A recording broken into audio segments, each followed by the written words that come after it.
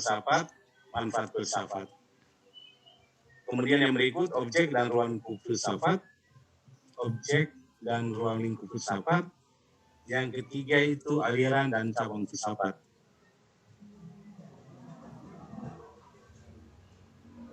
Sebentar ya Pak Prof. Mohon maaf saya belum prof ya Pak ya. Jadi jangan Bapak bilang prof nanti orang bilang belum sudah mengaku ini. Jadi sabar-sabar Bapak ya. Jadi saya belum bergelar guru besar Bapak, jadi saya beritahukan sekali lebih awal supaya Bapak Ibu tahu persis.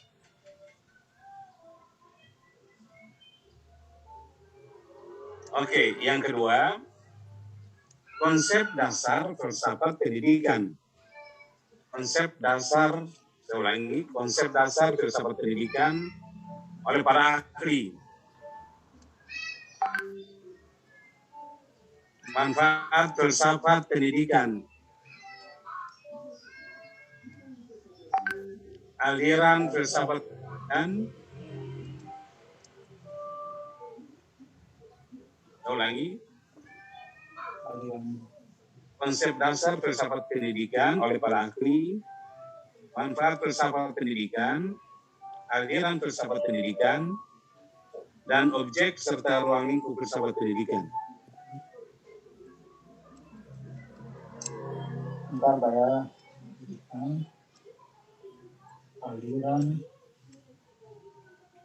Aliran filsafat pendidikan dan objek serta ruang lingkup filsafat pendidikan.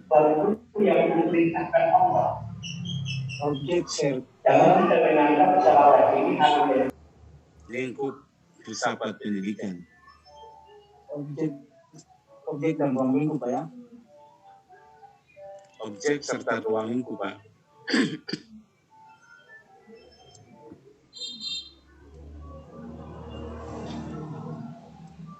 Yang Bapak Ibu bahas yaitu konsep dasar filsafat pendidikan, aliran filsafat pendidikan, objek dan ruang lingkup filsafat pendidikan.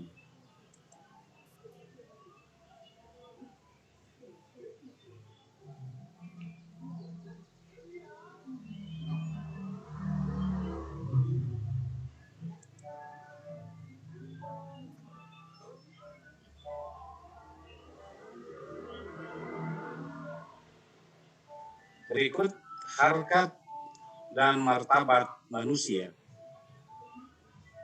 Harkat dan martabat manusia.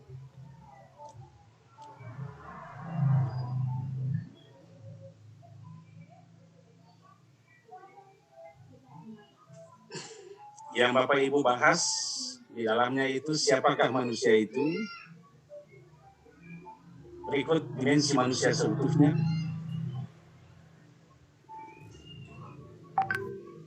Siapakah manusia itu? Dimensi manusia seutuhnya. Berikut harkat dan martabat manusia. Harkat dan martabat manusia.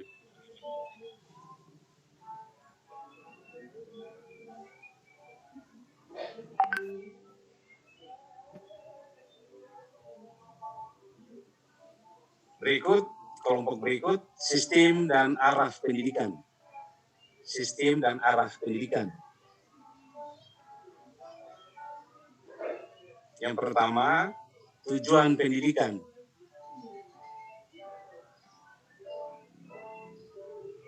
Yang Bapak Ibu bahas ya, tujuan pendidikan, kemudian trilogi pendidikan,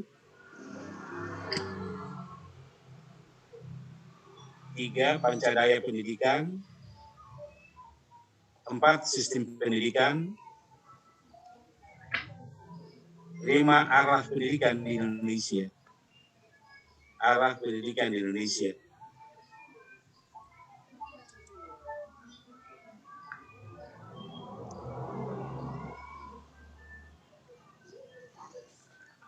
Tujuan pendidikan, trilogi pendidikan, pancadaya pendidikan, sistem pendidikan, dan arah pendidikan di Indonesia. Berikut peran pendidik dan peserta didik. Kelompok berikut peran peserta didik dan peran pendidik dan peserta didik. dalam proses pendidikan, peran pendidik dan peserta didik dalam proses pendidikan, dan peran pendidik dalam pendidikan karakter, dan peran pendidik dalam pendidikan karakter.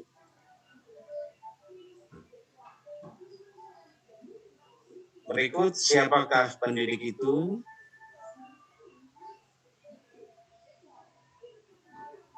Siapakah peserta didik itu? Berikut peran pendidik dalam pendidikan karakter. Peran pendidik dalam pendidikan karakter.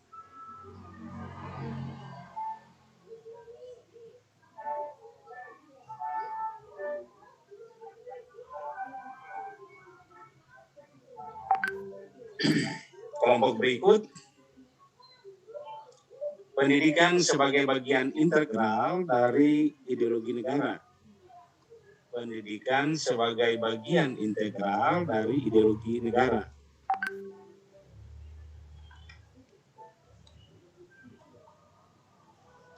Hal-hal yang perlu Bapak Ibu bahas, apakah ideologi itu?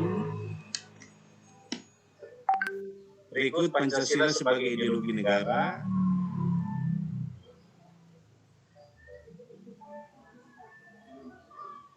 Berikut pendidikan sebagai wahana. Pendidikan sebagai wahana. Pewarisan nilai-nilai luhur Pancasila. Pendidikan sebagai wahana, pewarisan nilai-nilai luhur Pancasila.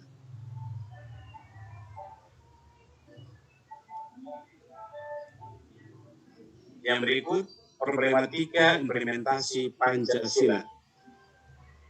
Problematika implementasi Pancasila.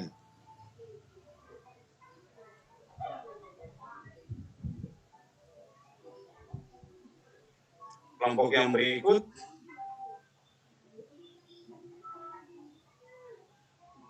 pendidikan dan ideologi negara. Pendidikan dan ideologi negara.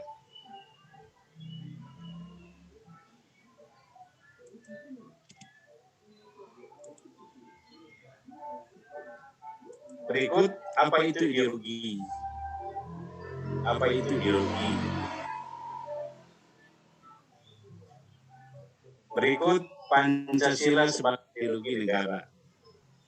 Pancasila sebagai ideologi negara. Berikut, nilai-nilai luhur Pancasila. Nilai-nilai luhur Pancasila.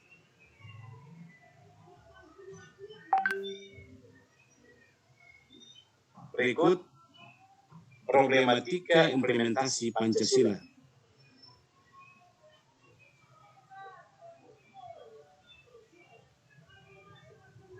Yang berikut, pendidik dan kritik ideologi. Pendidik dan kritik ideologi.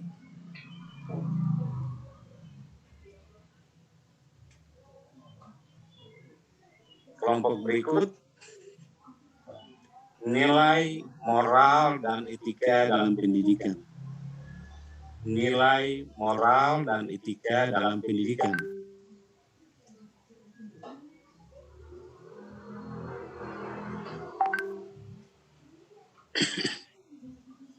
Apakah nilai itu?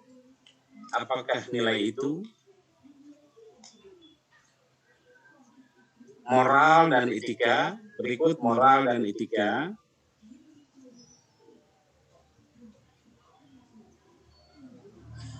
Berikut beberapa problem moral. Beberapa problem moral. Beberapa problem moral dan etika dalam pendidikan. Dan etika dalam pendidikan. 4. Kesalahan moral dan perilaku moral. Kesalahan moral dan perilaku moral.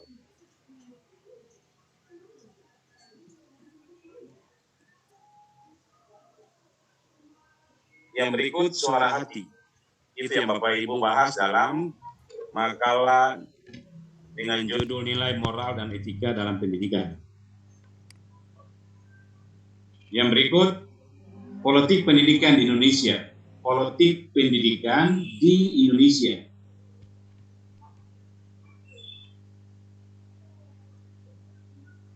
Yang Ibu Bapak bahas, apakah politik itu? Apakah politik itu? Dua, politik pendidikan. Yang berikut, pendidikan kritis. Pendidikan kritis.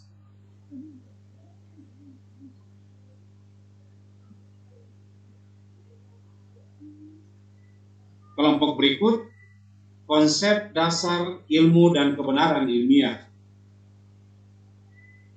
Kelompok berikut, konsep dasar ilmu dan kebenaran ilmiah.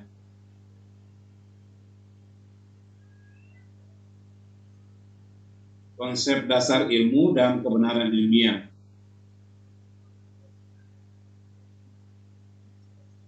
Yang berikut, pengertian ilmu. Pengertian ilmu. Berikut, ciri dan tujuan ilmu pengetahuan. Ciri dan tujuan ilmu pengetahuan.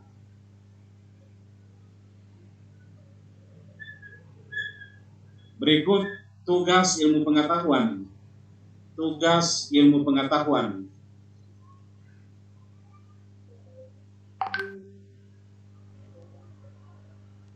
Berikut, kebenaran ilmu pengetahuan. Kebenaran ilmu pengetahuan. Yang berikut, cara penemuan kebenaran ilmiah. Cara penemuan kebenaran ilmiah.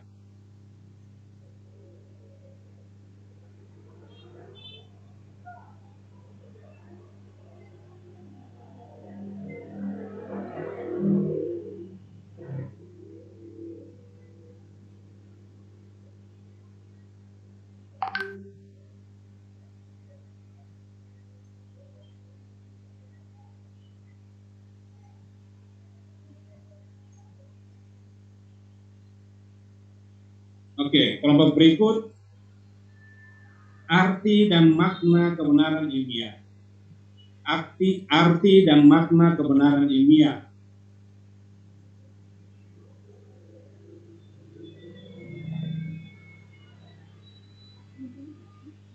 Titik ganda, perspektif filsafat ilmu pendidikan. Perspektif filsafat ilmu pendidikan.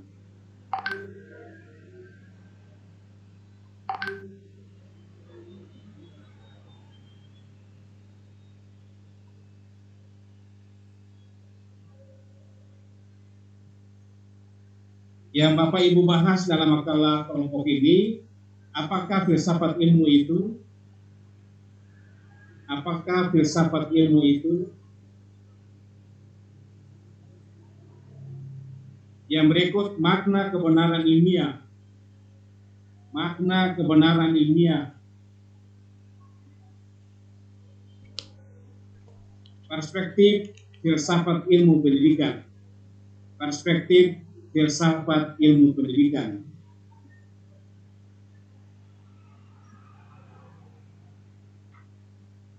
Yang berikut, refleksi filsafat tentang ada tidaknya kebenaran. Refleksi filsafat tentang ada tidaknya kebenaran.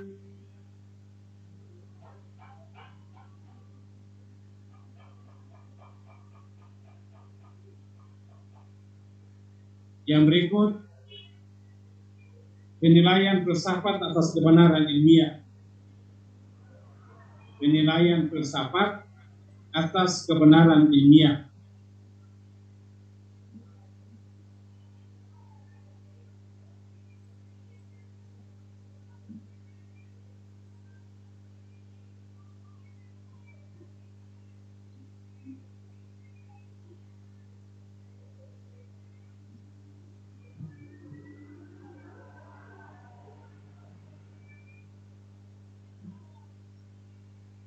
kelompok berikut ontologi, epistemologi,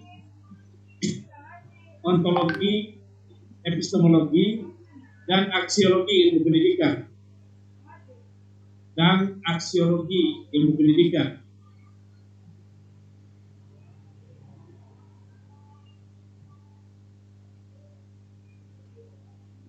Yang Bapak Ibu bahas dalam makalah ini bagi kelompok yang dapat judul ini, ontologi dalam filsafat ilmu,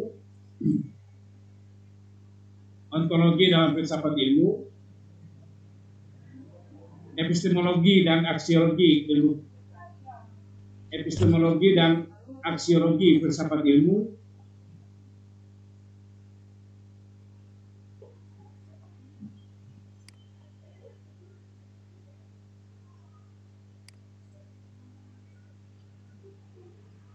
yang berikut perbedaan ontologi, epistemologi,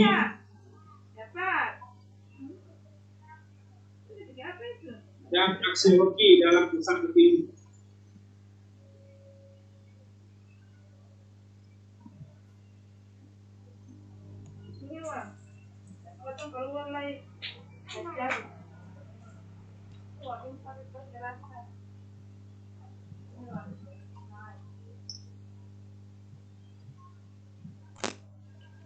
Bapak Ibu,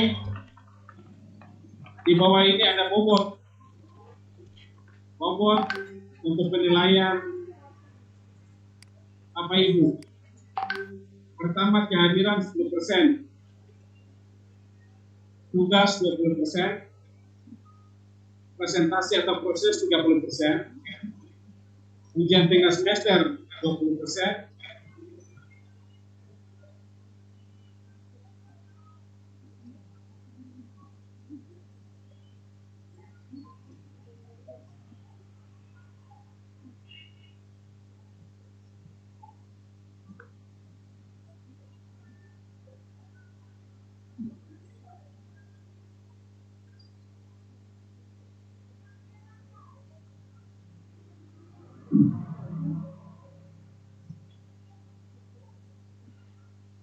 Oke, ujian akhir semester begitu. Jadi Bapak Ibu lihat, jumlahnya totalnya 100%.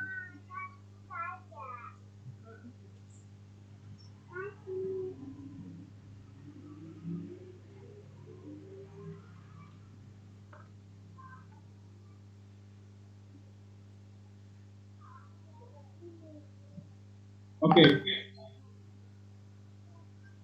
Dan Bapak Ibu itu tugas yang akan Bapak Ibu kerjakan dan presentasikan dalam diskusi khusus untuk mata kuliah filsafat, ya, khusus untuk mata kuliah filsafat. Nah, saya punya tanggung jawab itu Bapak Ibu dari kuliah perdana sampai dengan kuliah 7 kali kuliah ke-8 sampai dengan selesai itu Pak.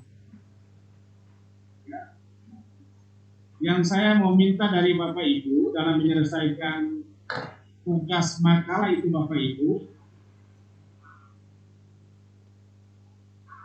saya mohon maaf Bapak Ibu, lagi hujan besar, jadi kondisi Bapak Ibu bisa dengarkan suara saya? Bisa ya? Bisa Pak. Bisa Pak. Dengar Pak Dokter, dengar. Ya, Bapak Ibu dalam membuat makalah Bapak Ibu presentasikan, ada beberapa hal yang perlu diperhatikan. Yang pertama, karena sekarang ini teknologi sudah cukup canggih, saya minta dari Bapak Ibu, jangan sampai Bapak Ibu copy paste. Tahu copy paste ya? Nah, sekarang ini sudah ada undang-undang plagiat, ya, undang-undang plagiat. Artinya apa? Apabila Bapak Ibu punya makalah yang Bapak Ibu susun itu ada unsur kesamaan dengan makalah dan yang ada di internet atau yang sama dengan makalah yang ada di Ambon, ya, makalah yang ada di Ambon, mohon maaf Bapak Ibu langsung terkena diskualifikasi, ya. Diskualifikasi itu artinya apa? Bapak Ibu potong karena dianggap melanggar undang-undang plagiat. Ini saya perlu sampaikan Bapak Ibu, ini sampai dengan penulisan tesis Bapak Ibu. Di dalam penulisan tesis itu ada bagian depan, ya, bagian depan itu ada pernyataan yang dibuat oleh si penulis tesis itu sendiri bahwa isi tesis ini dapat dipertanggungjawabkan karena tidak ada plagiat. Jika di kemudian hari ternyata isi tesis itu ada plagiat, maka risiko ditanggung oleh si penulis. Jadi Bapak Ibu, saya minta pengertian baik dari Bapak Ibu, bukan kita mengejar nilai, tapi mari kita belajar untuk sikap kita itu kita lebih disiplinkan. Bapak Ibu adalah calon-calon pemimpin ke depan, ya. Garis tangan Bapak Ibu saya tidak bisa menentukan. Garis tangan Bapak Ibu ini bisa jadi pemimpin ke depan, bisa kepala dinas, ya, bisa dulu di anggota dewan bagian pendidikan. Ada banyak yang bisa Bapak Ibu dapatkan. Jadi saya mohon pengertian baik dari Bapak Ibu untuk nantinya tolong diperhatikan. Yang berikut Bapak Ibu, poin-poin yang saya sampaikan di dalam makalah Bapak Ibu itu, Bapak Ibu bisa tambahkan tapi jangan kurangkan. Ya Bapak Ibu ya, bisa tambahkan tapi jangan dikurangi. Mengenai literatur, kemarin di Ambon tanyakan saya, Pak, boleh tahu kira-kira literaturnya apa? Ya, Bapak Ibu sebagai mahasiswa harus berusaha mencari, ya, karena sekarang ini pada pembelajaran itu kan aktivitas lebih banyak pada mahasiswanya. Ya. Kemudian yang berikut Bapak Ibu, presentasi makalah ini diharapkan anggota kelompok mengambil bagian. Jadi bukan ansi ketua yang harus presentasi sampai selesai, tapi harus gantian. Satu jadi moderator, satu presentasi. Presentasi sampai pada bagaimana, stop, dilanjutkan oleh teman. Yang tadi moderator bisa presentasikan. Jadi semua mengambil bagian bersama Bapak Ibu.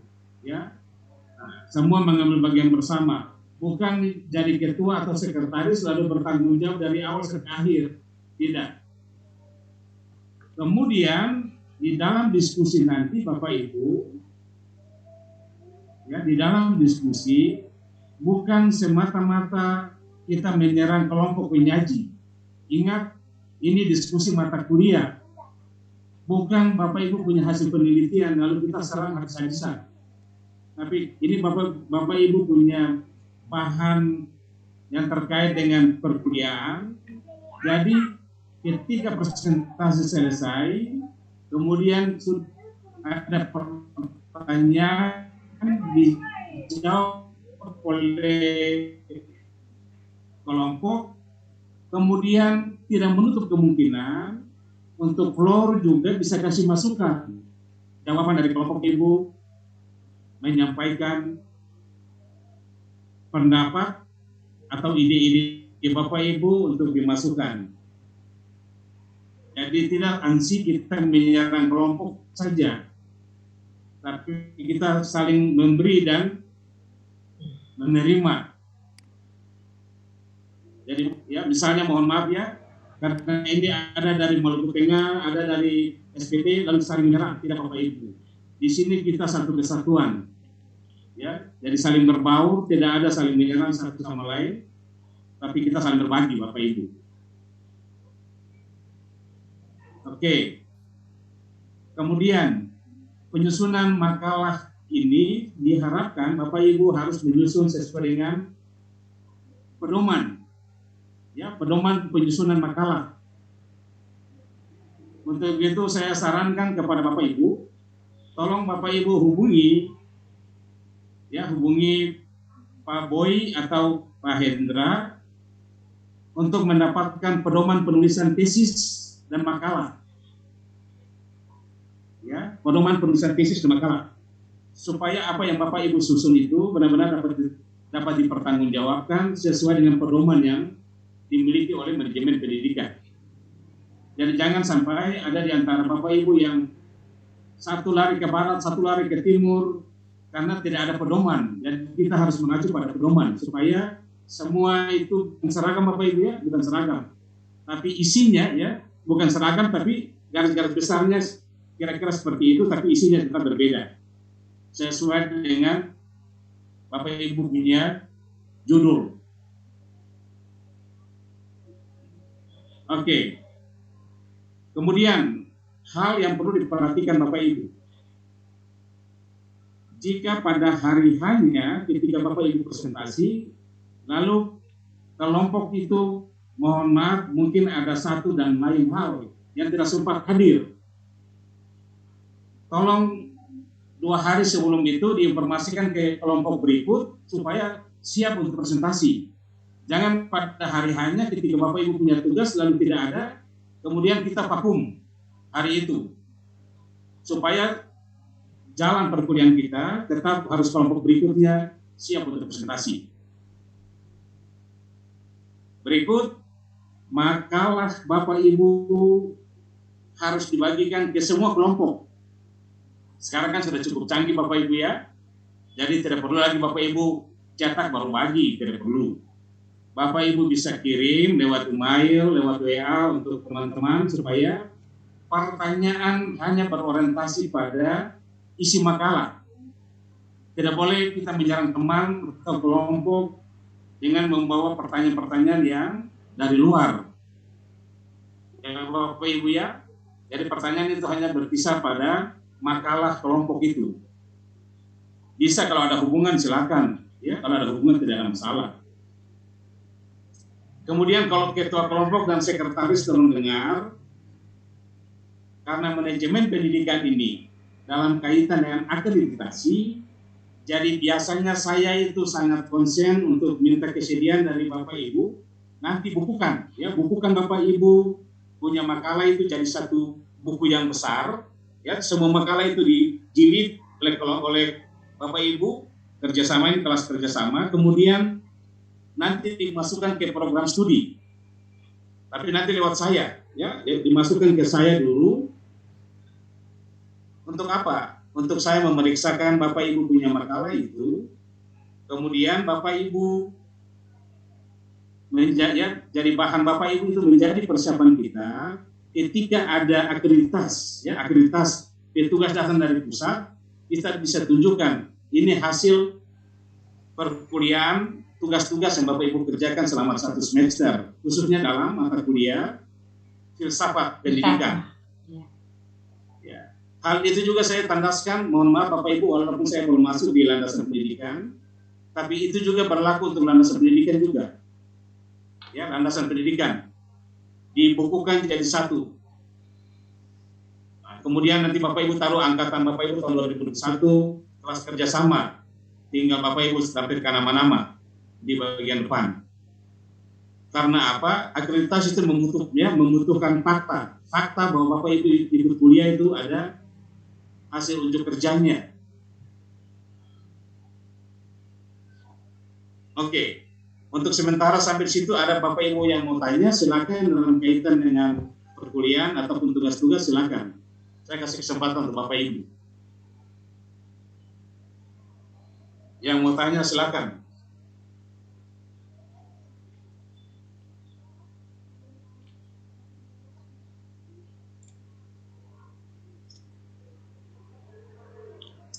Izin Pak. Ya, silakan Ibu Emi. Ya Pak, terima kasih Pak. Selamat sore. Assalamualaikum warahmatullahi wabarakatuh. Pak, ingin saya tanyakan bahwa makalah yang kita buat nanti, yang tadi sudah dibagikan ada atas beberapa judul itu, kemudian kita mau buatkan dalam untuk presentasi, kita bawakan ke PowerPoint lagi atau kita presentasi lewat makalah aja Pak? Oh iya. Oke, baik Ibu Emi. Itu saja Ibu? Siapa? Ya. Jadi waktu presentasi Bapak Ibu presentasi lewat PowerPoint. Ya Bapak Ibu ya, presentasi lewat PowerPoint. Maksudnya apa? Mempersiapkan Bapak Ibu untuk nantinya Bapak Ibu naik proposal maupun pada saat ujian nanti semuanya harus menggunakan PowerPoint.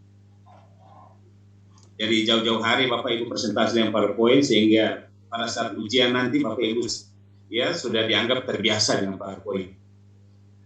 Ya, Pak. Jadi Bapak Ibu buat printnya, kemudian Bapak Ibu bagi. Ya, ketua kelompok dari 1 sampai 3 misalnya. Kemudian sekretaris dari 3 sampai dengan 6 misalnya. Sampai semua anggota kelompok itu mengambil bagian. Ya, Pak. Lalu Bapak Ibu kita rolling untuk jadi moderator. Ya. Jadi ketika moderator sudah ditugaskan untuk menyampaikan makalahnya, orang lain yang jadi moderator. Ya, ya. Oke, ada lagi Ibu Bapak yang perlu ditanyakan?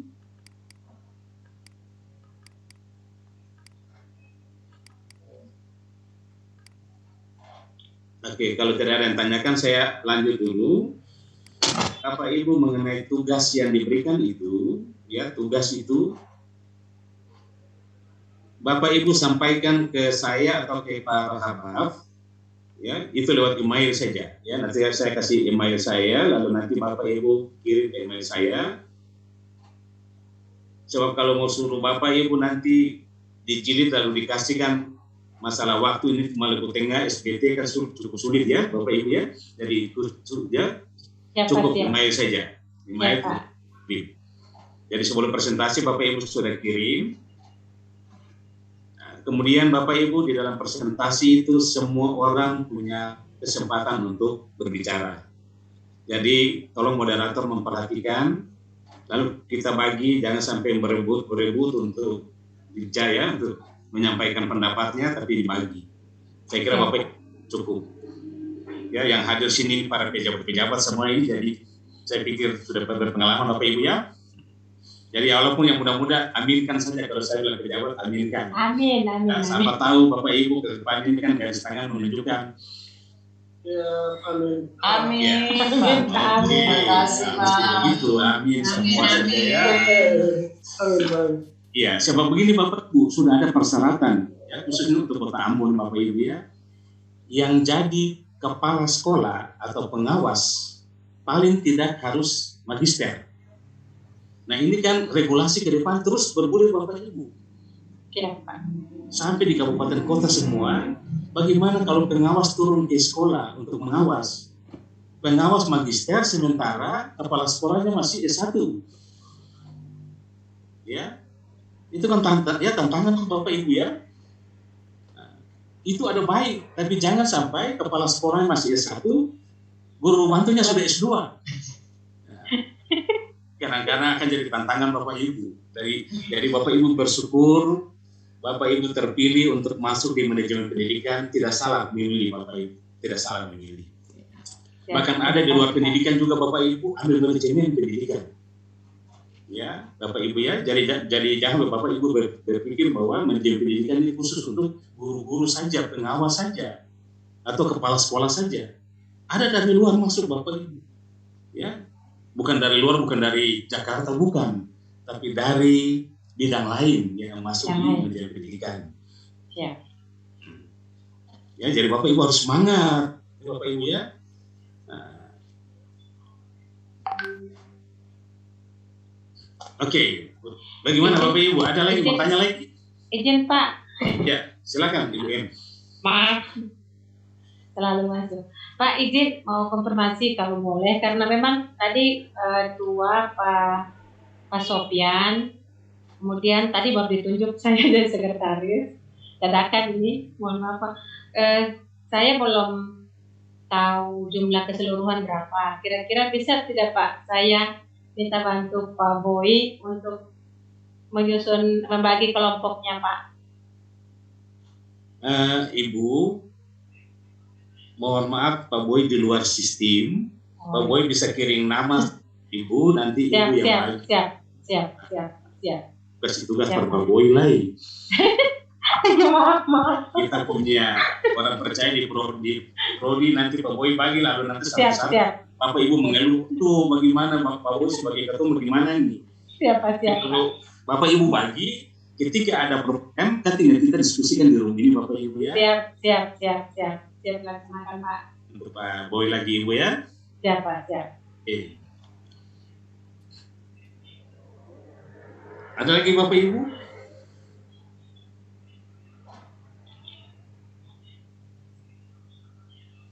Ibu siapa nih senyum-senyum, jangan tegang-tegang Ibu ya. Ibu ada di rumah senyum-senyum sedikit lah. Jelas Pak, jelas.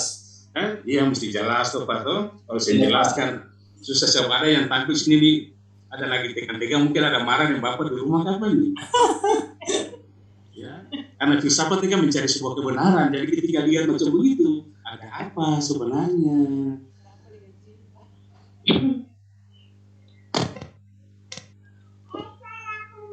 Itu informasi awal Bapak Ibu sebelum kita masuk dalam perkuliahan ini, ya Bapak Ibu ya.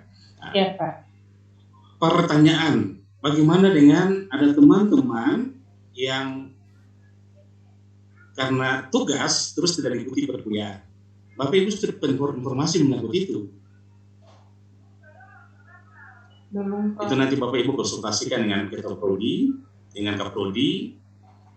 Kalau Bapak Ibu ada dapat tugas ke Jakarta, lalu tidak ikut sempat ikut kuliah, kira-kira bagaimana aturannya supaya memudahkan Bapak Ibu. Khusus di saya dan Pak Rahmat punya mata kuliah, Bapak Ibu tolong SMS, ya, tolong dilampirkan dengan surat tugas. Siap Pak. Kita tahu persis bahwa Bapak Ibu ada tugas tinggalkan perkuliahan untuk tugas ke Jakarta atau kemana begitu. Kalau di Ambon kan masih bisa ikut ya Bapak Ibu ya.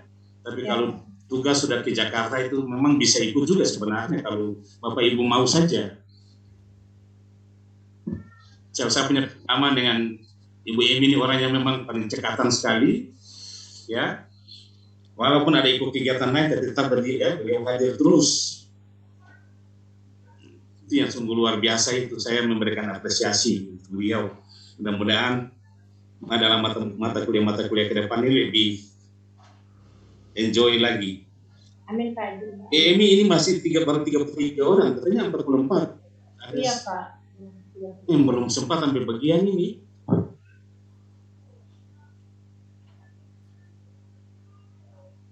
Oke, Bapak Ibu, saya masuk dengan perkuliahan kita. Bapak Ibu belum tanya ada satu yang belum Bapak Ibu tanya.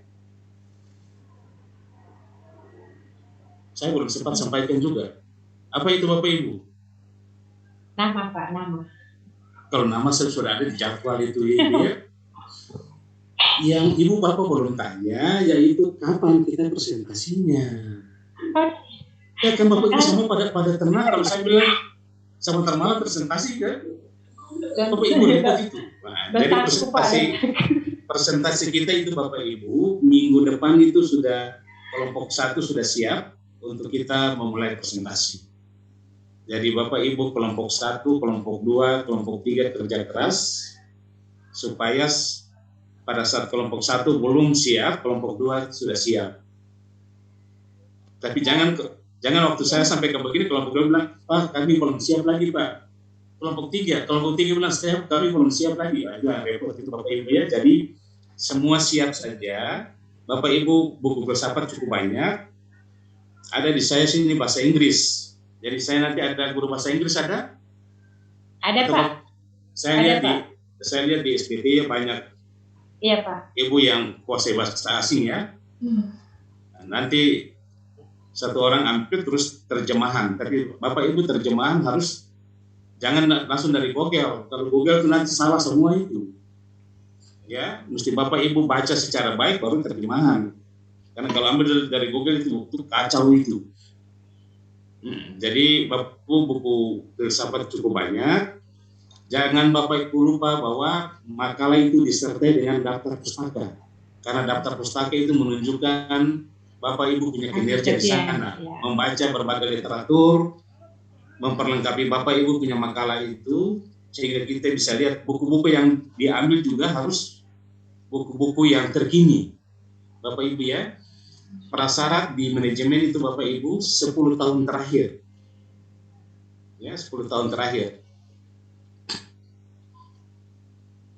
Izin Pak, Silakan Ibu. mau tanya jadwal lagi Pak. Kalau minggu depan presentasi jatuhnya hari apa Pak? Terus yang satu kali pertemuan itu berapa kelompok yang harus dipresentasi hari ini Pak?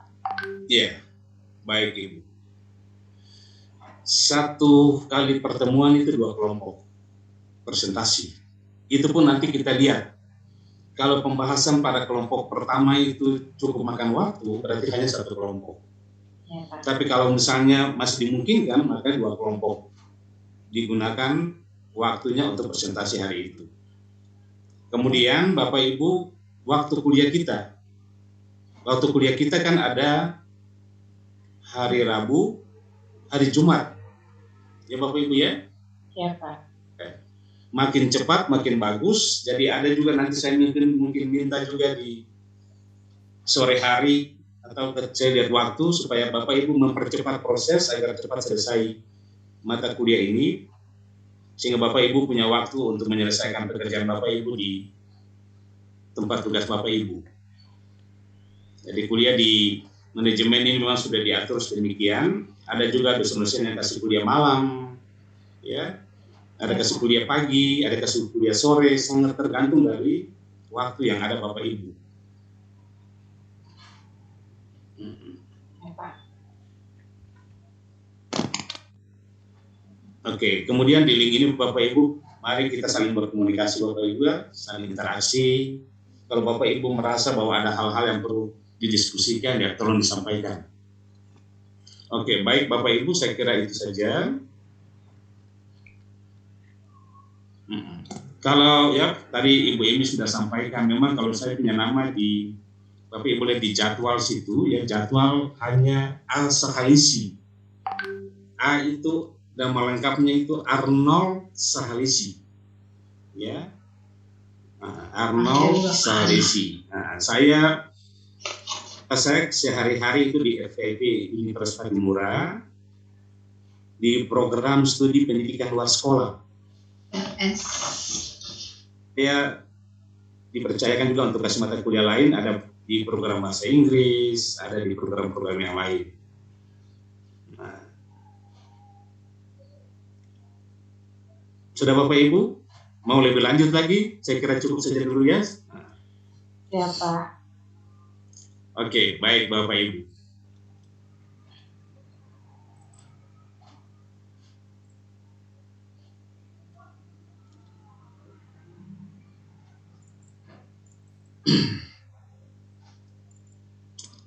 Ya.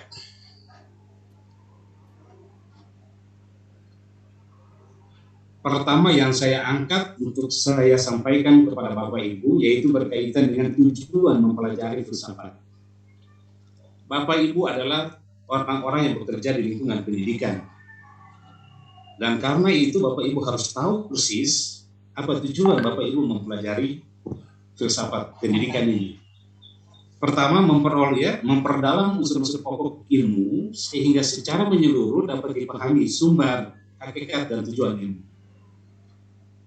Artinya apa? Bapak Ibu mesti banyak ya menggali, mencari, dan menemukan. Karena berpikir radikal itu berpikir kita mencari kebenaran. Kita tidak bicara sesuatu asal kita bicara berdasarkan intuisi kita, tapi berdasarkan pada data empirik, ya data-data yang benar. Kemudian yang kedua, mendorong pada calon ilmuwan untuk konsisten dalam mendalami ilmu dan mengembangkannya. Bapak Ibu lihat para ilmuwan itu Bapak Ibu ketika mereka bekerja itu merasa bertanggung jawab dan sangat disiplin sekali. Ketiga, mempertegas bahwa antara ilmu dan agama tidak ada pertentangan. Nah, mengapa hal itu disampaikan Bapak Ibu? Karena ada anggapan dari orang-orang yang belajar filsafat, khususnya para mahasiswa, bahwa ternyata agama dengan filsafat itu ada pertentangan. ya, tentang hal kebenaran. Kalau agama menyatakan ini, filsafat katakan, oh tidak benar. Keempat, menjadi pedoman bagi para dosen dan mahasiswa dalam mendalami studi di perguruan tinggi, terutama untuk membedakan persoalan yang ilmiah dan non-ilmiah. Saya sampaikan dulu Bapak Ibu. Yang kelima itu memahami sejarah pertumbuhan dan perkembangan serta kemajuan ilmu di berbagai bidang, sehingga dapat diperoleh gambaran proses penemuan ilmu sejak zaman postmodern. Agama didasarkan pada petunjuk dan otoritas wahyu yang bersifat absolut. Itu harga mati Bapak Ibu. Jangan sampai kita perdebat agama di sini yang menunjukkan bahwa siapa kita? Kita manusia kan terbatas. Yang tidak terbatas hanya yang maha kuasa. Manusia itu terbatas. Sedangkan filsafat menekankan pembahasan dan dasarkan pada pemikiran, penalaran, dan akal yang universal secara luas. Ada orang mengatakan bahwa filsafat adalah ibu dari semua ilmu. Ya, ibu dari semua ilmu. Ini akar dari semua ilmu, Bapak Ibu. Nah, Bapak Ibu, kemarin saya mencoba untuk mengemukakan sedikit cerita, kemudian saya ingin tahu juga dari Bapak Ibu, para pejabat, baik yang ada di SBT maupun di Maluku Tengah, untuk kita mengkaji tentang sebuah kebenaran. Nah, ini saya cerita, lalu saya nanti minta pendapat, masukan dari Bapak Ibu.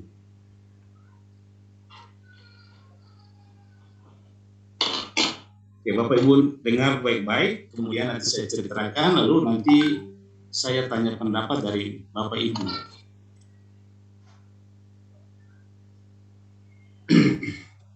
Ini dalam kaitan dengan filsafat. Jadi Bapak Ibu nanti kaji ya.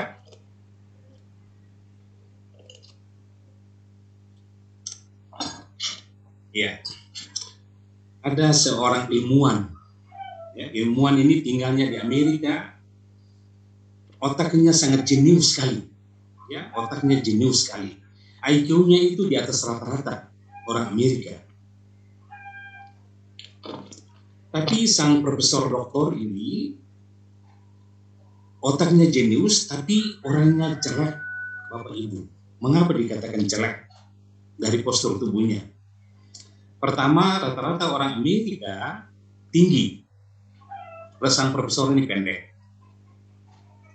Yang kedua, rata-rata orang Amerika hidungnya mancung. Sang profesor hidungnya pesek. Bapak Ibu sudah dengar ya? Dengar baik-baik. Saya cerita nih dengar baik-baik supaya nanti saya mau tanya Bapak Ibu ini. Kemudian yang berikut, orang Amerika rambutnya lurus atau berombak-ombak. Sang profesor ini rambutnya keriting. Kemudian sang profesor ini kulitnya hitam. Sang profesor hitam. Dia punya hari-hari hidup itu Bapak Ibu tinggal di lab. Dia baca buku, dia mengadakan uji coba di lab. Dan sang profesor ini sangat terkenal di Amerika. Salah satu adalah perancang bom atom yang jatuh di Hiroshima dan Nagasaki. Bapak Ibu ya. Jadi satu saat dia didatangi oleh para jenderal. Mereka katakan untuk sang profesor, Prof, di Asia, Jepang sudah hampir menguasai secara menyeluruh. Satu saat apabila Asia jatuh, maka Jepang akan memperlebar daerah kekuasaannya. Jadi Pasekutu ini sudah siap untuk membombardir Jepang. Bagaimana caranya untuk kita bisa jatuhkan Jepang? Salah satu pikiran yang cerdas itu dibuatlah bom atom. Ya, dibuatlah bom atom yang jatuh di Hiroshima dan Nagasaki yang menghancurkan dua kota terbesar itu, dua kekuatan itu, dan pada akhirnya Jepang itu lumpuh. Itu salah satu pikiran dari sang profesor. Bapak Ibu dalam hari-hari hidupnya dia bekerja di lab, dan satu saat dia keluar dari lab lagi istirahat di luar, lalu dia diingatkan oleh dia punya staf, Prof ini otaknya jenius, tapi kasihan tidak ada yang mewarisi. Beliau tanya untuk stafnya, maksud Anda? Iya, sang profesor kan cukup bagus, ya, otaknya bagus, cemerlang sekali. Tapi profesor harus kawin. Kalau profesor tidak kawin, berarti tidak ada yang mewarisi otak yang jenius ini. Oh iya. Lalu sang profesor masuk ke lab, terus dia buat sebuah desain, Bapak Ibu. Ya, Bapak Ibu dengar desain ini orang mencari kebenaran ini, ya, kebenaran dalam membuat perencanaan dan melaksanakan perencanaan itu. Ketika dia desain, kalau saya pendek, saya harus cari istri yang tinggi. Antara tinggi dan pendek akan dapat di tengah. Jadi nanti kalau anak lahir tidak pendek seperti bapaknya, tapi bisa lebih liwat dari bapaknya sedikit. Ya. Yang kedua, kalau saya hidungnya pesek, saya harus cari hidung yang mancung. Antara pesek dan mancung, dapat bagaimana Bapak Ibu? Sedang, Pak. Artinya, iya, tidak tinggi, ya, tidak tinggi, tidak Mancung ke dalam, Pak. Tidak mancung ke dalam. Tapi dia berarti di tengah-tengah, ya, jadi tengah-tengah. Kalau saya hitam, saya harus cari yang kulitnya putih. Antara hitam dan putih, akan dapat antara itu, ya.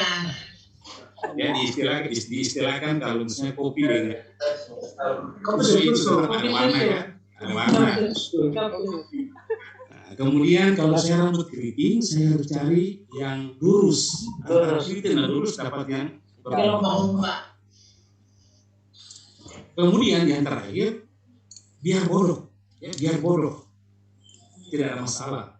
Yang penting memenuhi prasyarat yang lain. Antara bodoh dan pintar akan dapat di tengah-tengah. Ini profesor punya desain untuk mendapatkan anak yang di tengah-tengah punya IQ-nya. Kemudian Bapak Ibu disuruh cari. Mereka cari dan dapat ada 3 orang. Dari 3 itu profesor seleksi dan dapat 1. Lalu kawin, setelah kawin, beberapa bulan kemudian sang istri beritahukan, Pak, saya dalam kondisi hamil. Ya, profesor dalam pikiran dia, pasti rancangan saya ini tepat sekali. Apa yang diberitahukan oleh dia punya staf itu akan terwujud. Anak yang bisa saja otaknya itu jenius seperti bapaknya. Dia masuk ke perpustakaan, dia membaca. Ada 2 teori yang sampai saat ini banyak ibu-ibu pakai teori itu. Salah satu teori yang menyatakan bahwa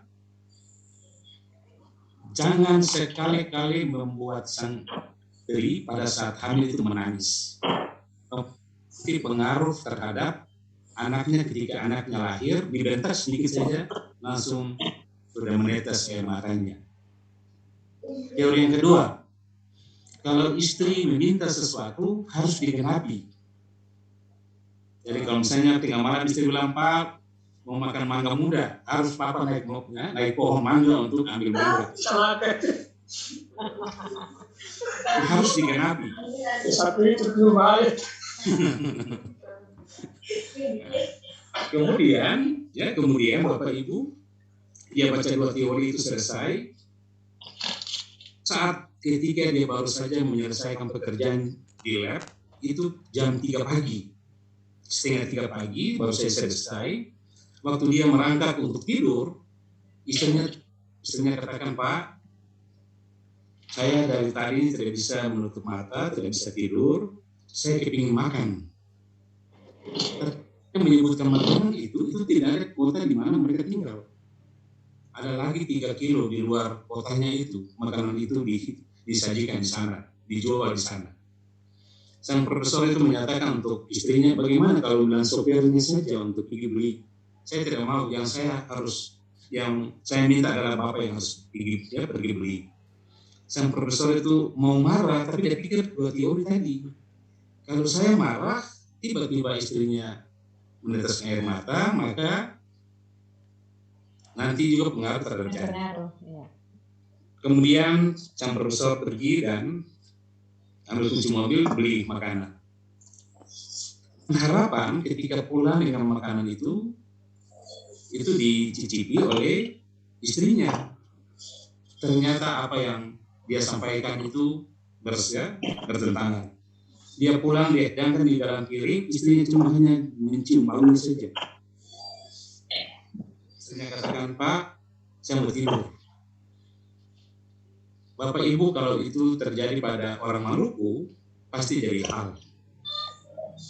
Yang marah karena apa? Istrinya tidak makan. Harapan sang profesor itu supaya istrinya makan karena untuk anaknya, ternyata tidak.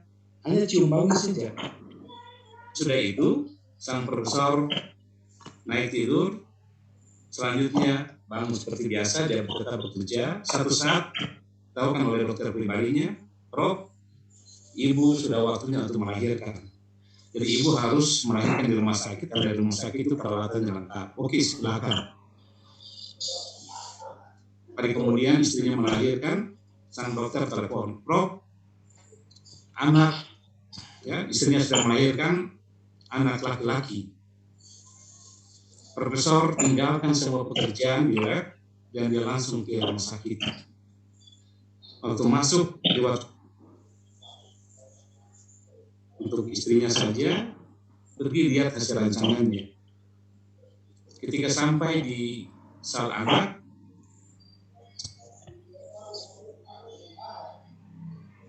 yang ciri-cirinya sama dengan rancangannya, jadi kulitnya tidak putih, tidak hitam, rambutnya bergelombang, hidung juga tidak mancung, tidak pesek, anaknya juga tidak panjang, tidak pendek. Dia berdiri lalu dia menatap anaknya. Anak itu, dia setelah menatap anak itu, tiba-tiba terdengar suara dari dokter pribadinya panggil, "Prof, itu bukan anak Prof. Mari Prof." Anaknya di belakang Prof, di sal belakang. Di sal itu, ini Prof, anak Prof. Sang profesor menatap anak itu dengan hati yang tidak tenang. Mengapa Bapak Ibu? Anak itu semuanya tipe profesor. Pesek, rambutnya keriting. Kemudian dia tinggalkan rumah sakit, dia pulang. Dalam perjalanan dia singgah di bagian kesehatan, penjualan alat kesehatan, kemudian dia beli alat tes IQ. Ketika sampai di rumah dia telepon dokter, "Dokter, kira-kira kapan istri sama anak saya pulang?" Dokter katakan 3 hari lagi Prof. Setelah 3 hari anaknya pulang, dia tes IQ-nya. Ketika tes IQ-nya, anaknya jelek seperti bapak, tapi bodoh seperti mama. Ya, jelek seperti bapak, bodoh seperti mama. Pertanyaan yang saya ingin tahu dari Bapak Ibu, dari kacamata filsafat, bagaimana pendapat Bapak Ibu terhadap cerita tadi? Karena ini mencari sebuah pembenaran. Pada saat itu Bapak Ibu, ketika hasil tes itu menunjukkan bahwa jelek seperti bapak, bodoh seperti mama, dia tulis memorinya, kemudian dia tembak istrinya, dia tembak anaknya, dan terakhir dia tembak dirinya. Kira-kira bayangan Bapak Ibu di dalam memori yang dia tulis itu, apa yang dia tulis? Saya ingin tahu dari Bapak Ibu punya pendapat. Filsafat, karena filsafat itu mencari sebuah kebenaran.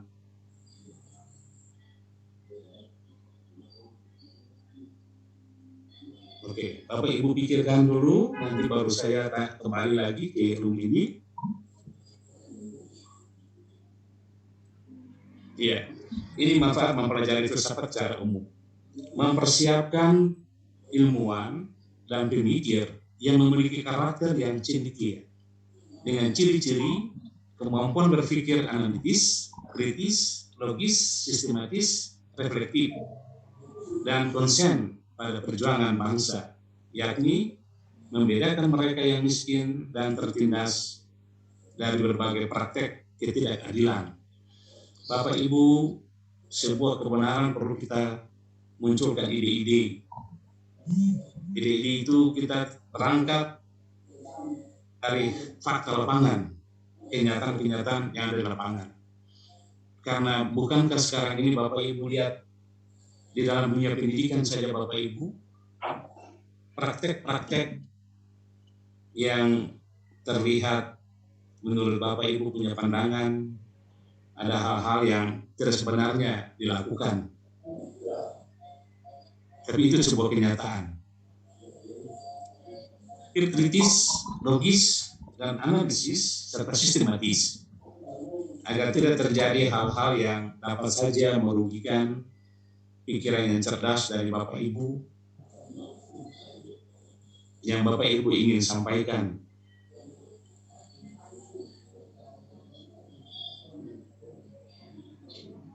Kemudian yang Bapak Ibu secara khusus manfaat bagi mempelajari filsafat secara khusus.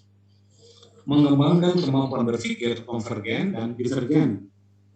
Apa itu berpikir konvergen? Berpikir konvergen adalah proses berpikir untuk mencari solusi yang konkret. Pola pikir ini berfokus pada pencarian alternatif jawaban paling efektif dan setiap permasalahan yang ada. Fungsi dari pemikiran konvergen membantu Bapak Ibu dalam memberikan jawaban dari persoalan. Hanya ada dua pilihan Bapak Ibu, benar atau salah. Jadi kalau Bapak Ibu nyatakan benar, itu harus ada data yang mendukung pendapat Bapak Ibu. Orang-orang ilmuwan itu, dia berbicara ada data Bapak Ibu. Kalau tidak ada data, jangan Bapak Ibu menyatakan benar. Kalau Bapak Ibu katakan salah, itu juga harus ada data yang Bapak Ibu dapatkan.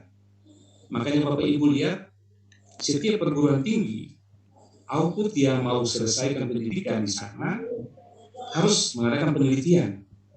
Memecahkan persoalan-persoalan yang terkait dengan bidang studi atau jurusan yang dia tekuni. Penelitian itu sebuah kebenaran. Dan kebenaran itu mutlak. Begitu juga para ahli, di dalam dia menyampaikan teori, itu berdasarkan pada hasil penelitian. Bukan dia dulu di belakang meja, lalu dia menyatakan, oh teorinya harus begini. Tidak bisa Bapak Ibu. Jadi berdasarkan pada pemikiran, berpikir konvergen.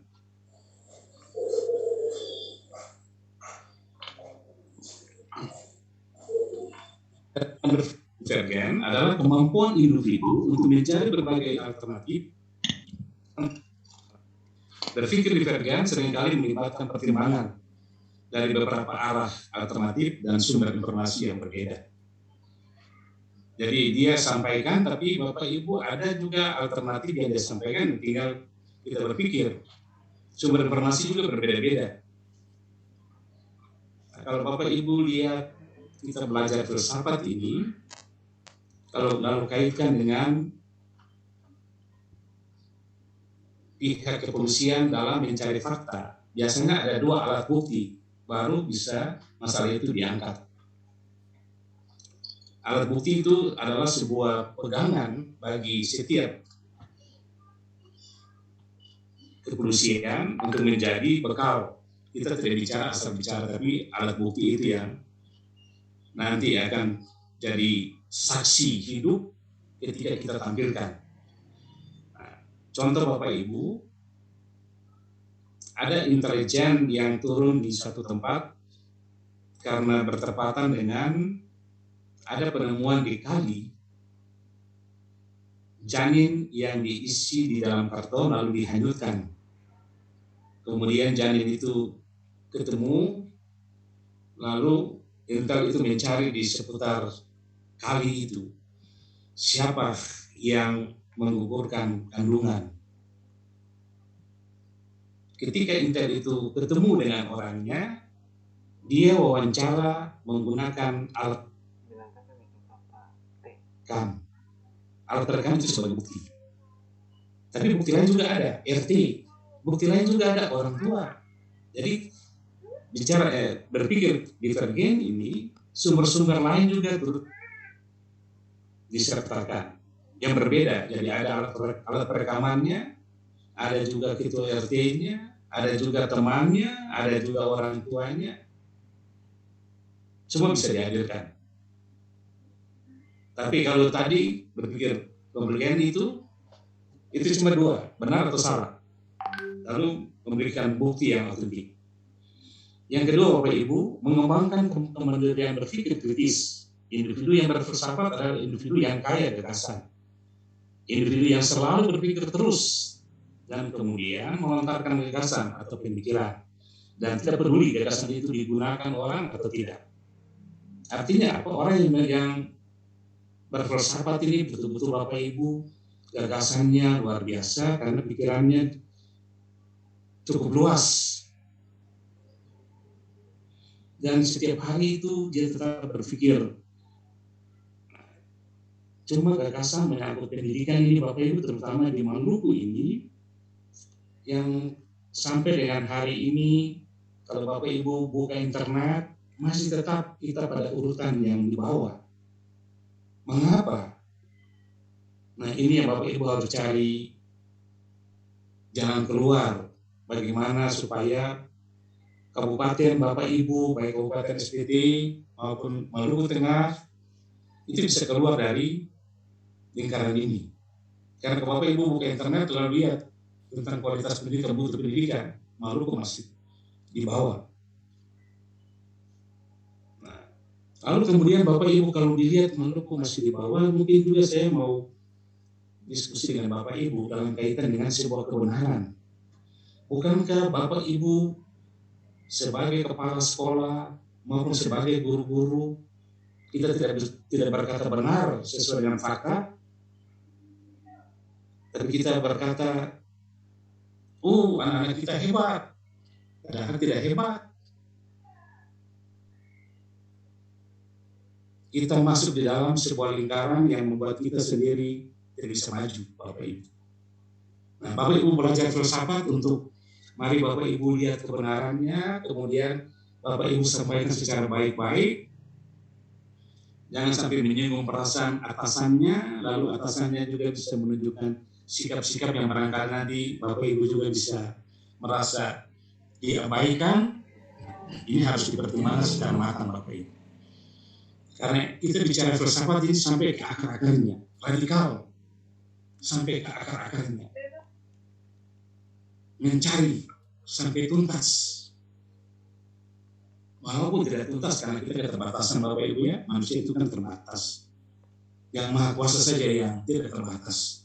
Tapi paling tidak Bapak Ibu belajar ini untuk Bapak Ibu tahu bahwa kita di dunia pendidikan ini Bapak Ibu sebagai guru terkadang semua itu datang dari kita, mengakibatkan anak didik kita tidak belajar secara sungguh-sungguh. Tapi kita mau supaya semua itu lulus 100%. Supaya nama baik kepala sekolah, nama baik ya, kecamatan, itu banyak orang bicarakan, wah luar biasa, lulus 100%. Tapi apakah 100% itu menghasilkan sebuah kualitas yang baik? Nah, ini Bapak Ibu banyak hal yang bisa dipertanyakan. Akreditasi sekolah yang dinyatakan bahwa akreditasi sekolah A itu lulus dengan nilai A. Akreditasi belum dapat menjamin dari hasil output yang Bapak Ibu luluskan. Kira-kira mari kita cari solusi untuk kita keluar dari masalah itu Bapak Ibu. Bagaimana caranya? Kalau di Jepang Bapak Ibu, di Jepang itu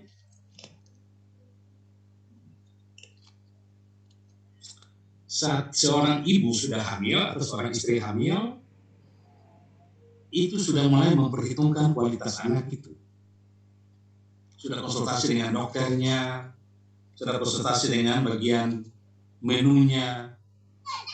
Ketika anak itu lahir, benar-benar sudah diperhitungkan tentang kualitas. Bapak Ibu lihat di Jepang di Jepang. Ada kelebihan Jepang Bapak Ibu dibandingkan dengan negara lain. Ketika Jepang itu Hiroshima dan Nagasaki itu hancur, kaisarnya tidak bertanya berapa jenderal yang masih hidup, tapi dia bertanya berapa guru yang masih hidup. Penghargaan terhadap seorang guru itu Bapak Ibu di atas segala-galanya. Kita bisa menghasilkan pimpin yang berkualitas Bapak Ibu.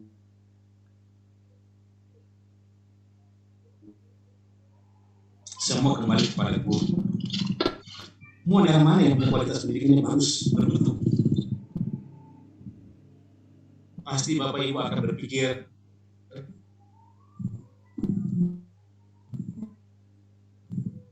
macam.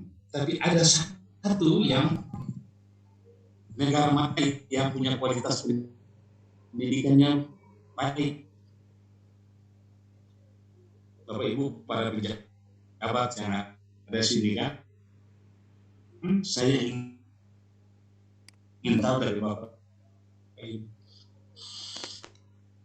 Waktu Jepang itu hanya kepada dia tidak tanya berapa jenderal masih hidup. Dia tanya berapa guru yang masih hidup. Oh, dia tanya berapa jenderal yang masih hidup, dia tanya guru. Bapak Ibu lihat sekarang di Indonesia Bapak Ibu, guru sudah punya tunjangan yang meningkat. Bapak Ibu ya, kalau dulu tidak ada tunjangan guru, sekarang ini sudah ada tunjangan guru, sebuah penghargaan dari pemerintah terhadap guru. Karena guru ada di garda terdepan. Guru adalah agen pembaharuan. Sehingga Bapak Ibu ya harus mencari sedalam-dalamnya dan tuntas kira-kira titik kelemahan dalam bidang pendidikan di daerah kita ini di mana letaknya dan bagaimana kita mencari solusinya. Lalu para pemikir berpikir, untuk bisa majukan Jepang, pertama, lulusan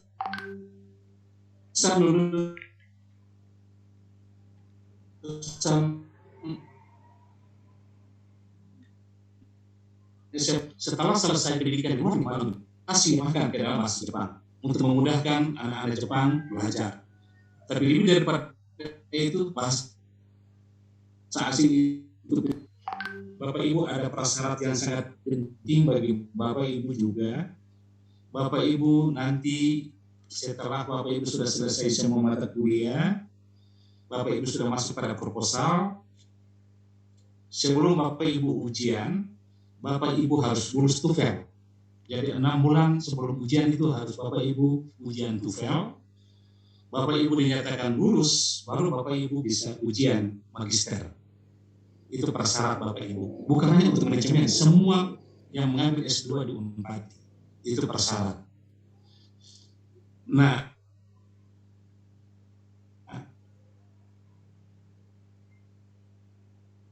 mengapa demikian Bapak Ibu?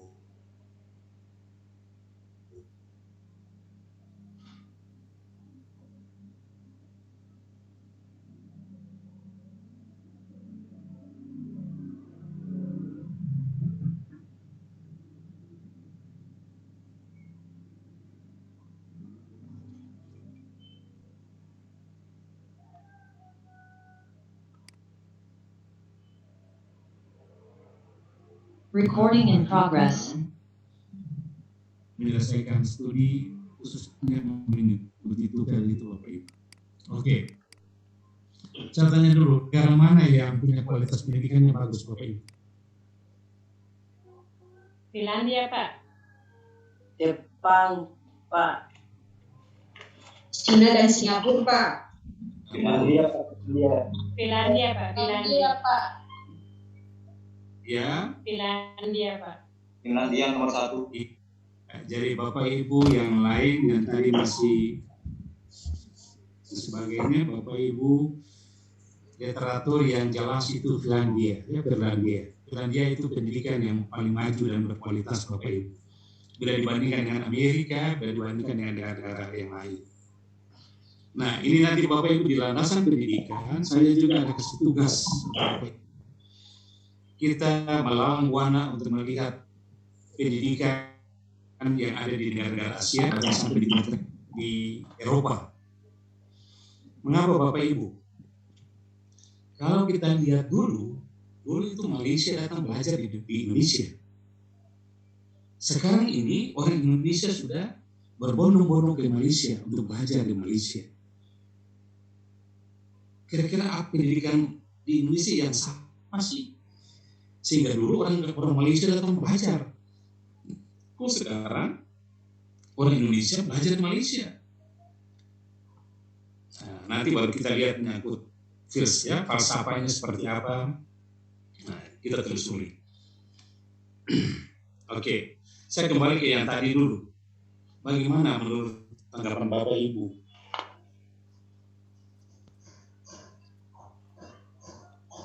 Yang tadi pendapat dari sang profesor itu, bagaimana tanggapan Bapak Ibu? Saya ingin tahu Bapak Ibu dari kajian filsafat Bapak Ibu.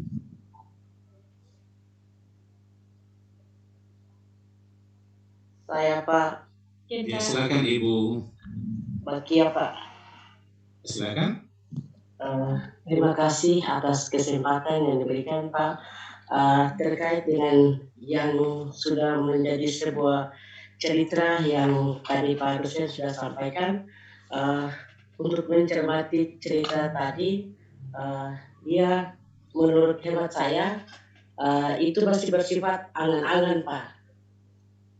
Belum masuk ke dalam filsafat Pak. Seperti itu demikian Pak dosen. Oke, terima kasih Ibu. Iya. Pak, mungkin saya Pak. Ini belum masuk dalam filsafat. Padahal yang saya ingin tahu dari Ibu Bapak masuk dalam filsafat. Iya Pak. Saya Pak. Kebenaran. Saya Pak. Halo, saya Pak. Ya, oke silakan Ibu. Iya Pak, saya mungkin hanya sedikit, tapi saya mau bilang bahwa Pak Profesor tadi itu menurut anggapan dan gagasan beliau yang berpikir bahwa beliau adalah profesor yang luar biasa dengan sikap batin yang beliau miliki, yang mendasar di dalam dirinya bahwa apa yang selama ini teori dan praktek yang dilakukan dia menyalahi kebesaran Allah, kebesaran Tuhan. Oke, Ibu M, terima kasih. Pak, saya Pak. Pak Prof. Silakan Ibu Nur. Ibu Nur, ya saya kasih kesempatan Ibu Nur dulu ya. Silakan Ibu. Pak Prof. Ibu saya tidak perlu Ibu. Ketongnya, makasih Ibu M. Iya Pak. Silakan Ibu Nur. Terima kasih Pak untuk waktunya.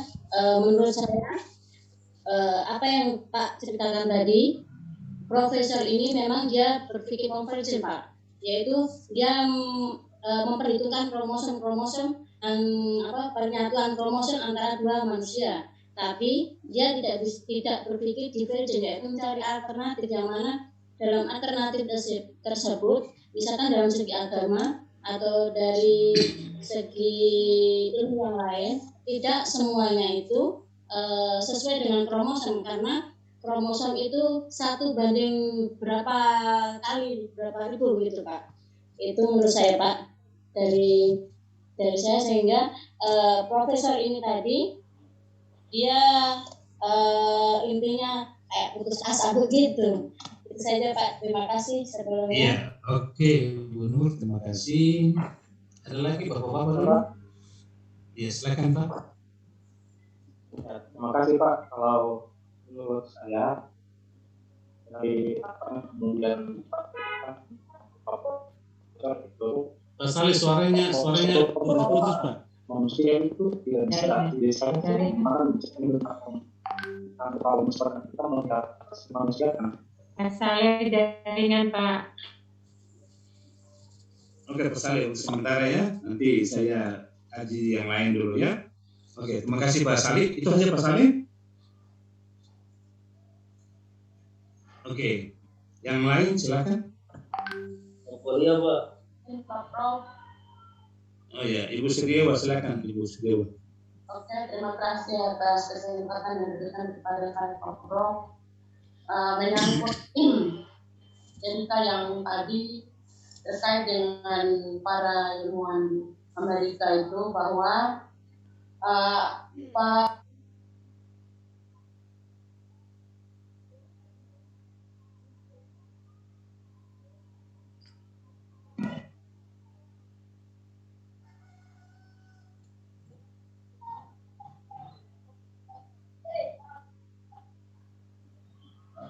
Ibu punya mik cuma ada seperti itu Nadia. Iya. Terima kasih atas kesempatan yang diberikan kepada saya Pak Prof. Dilihat dari cerita yang disampaikan tadi oleh Pak Prof bahwa seorang profesor dari Amerika ini dia dari hasil perkawinannya lahir seorang anak yang hitam seperti ayahnya dan bodoh atau tidak jenius seperti ibunya. Nah dari sini saya berpendapat bahwa gen yang muncul dari seorang ibu yaitu kalau menurut saya gen pintar itu berasal dari ibu. Sementara ibunya ini bodoh sehingga anaknya juga bodoh. Kalau seandainya ibunya pintar berarti anaknya itu pintar sesuai dengan gen ibunya. Kemudian berdasarkan ganteng atau cantik ini dari gen ayah. Jadi kalau gen ayahnya jelek maka yang hasil dari anak yang dikandung oleh istrinya itu jelek seperti ayahnya. Mungkin demikian yang dapat saya terima kasih Ibu Muna. Oke, ada lagi? Bukan yang terkasih Pak. Ya? Bukan yang terkasih Pak. Ya, silakan. Pak. Silakan mau sampaikan pendapat, silakan. Jaringan yang bagus loh. Jaringannya. Oke, silakan. Ya Bapak Ibu yang lain dulu. Ini karena jaringannya tidak bagus. Izin saya Pak. Ya, silakan Pak. Ardi. Lanjut Pak. Iya Pak. Kalau saya singkat saja Pak. Jadi Profesor tadi karena sampai dia melakukan hal di akhir kita, dia tidak kenyataannya dihadapi tak seperti kebenaran dihadapkan. Nah itu makanya dia mengakhiri semuanya. Seperti itu Pak. Terima kasih. Oke, singkat cerita tadi Bapak Ibu, ketika tembak istrinya, dia menembak anaknya, dan terakhir dia menembak dirinya sendiri. Karena merasa bahwa hasil rancangannya tidak sesuai dengan yang diharapkan. Jadi boleh katakan bahasa kasarnya putus asa. Karena apa yang diinginkan tidak sesuai. Bagaimana pikiran-pikiran Bapak Ibu dalam kaitan dengan mata kuliah filsafat pendidikan ini? Kalau orang lihat dari hasil cerita tadi, lalu keputusan saya, orangnya frustasi Pak, makanya dia bunuh diri. Tapi ada sesuatu yang dia muat di sana. Di dalam dia punya memori yang dia tulis itu ada sesuatu yang sangat berharga sekali. Yang sangat berharga bagi para ilmuwan, bagi Bapak Ibu, untuk Bapak Ibu bisa berkiprah ke depan. Dan tadi saya ingin tahu dari Bapak Ibu kira-kira apa yang tersurat di situ. Memang frustrasi ya, tapi ada sesuatu yang dia kasih gambaran itu yang dapat dimanfaatkan oleh Bapak Ibu sebagai ilmuwan yang ada di abad 21 ini.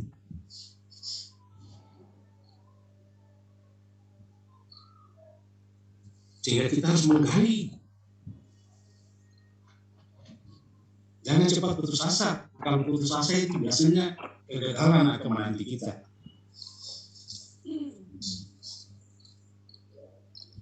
Kira-kira apa yang ada di sana, Bapak Ibu? Saya, Dokter. Ibu-ibu sabar dulu, Ibu ya. Kamu dulu, Pak. Ya, terima kasih, Pak Dokter. Dikutip dari cerita singkat tadi, saya ambil dari dua pandangan, yaitu secara agama dan falsafah. Karena dalam pandangan agama dan falsafah ini ada kaitan, ada juga bertentangan. Secara falsafah ada satu perencanaan yang dilakukan oleh profesor tadi terkait dengan sains atau penelitian dalam bentuk perencanaan sebuah anak yang menjadi satu pewaris dari subpengetahuan yang dimiliki lewat gen yang dia ciptakan. Tapi dalam konteks lain di sisi agama ini bertentangan dengan kodrat atau takdir.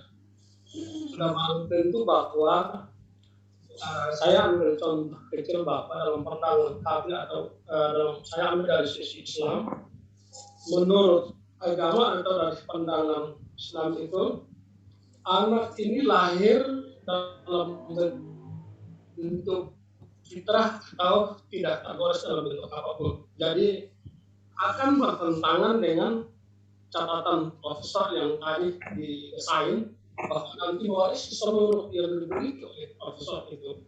Tetapi dalam bentuk pandangan agama yang diwahyukan, karena agama ini merupakan satu perpaduan atau satu petunjuk yang secara otoritas itu merupakan satu wahyu, maka disinilah pertentangan antara kenyataan dan kebenaran yang dimiliki oleh atau yang diinginkan oleh seorang profesor tadi, sehingga terjadilah satu benturan antara filsafat dan agama tadi di situ, sehingga melahirkan satu kekecewaan atau satu stres yang memuncak yang dialami oleh profesor tersebut. Sedangkan dari sisi lain, secara teoritis, gen akan terbentuk melalui pewaris atau gen yang dimiliki oleh orang tua dari laki-laki dan perempuan tadi.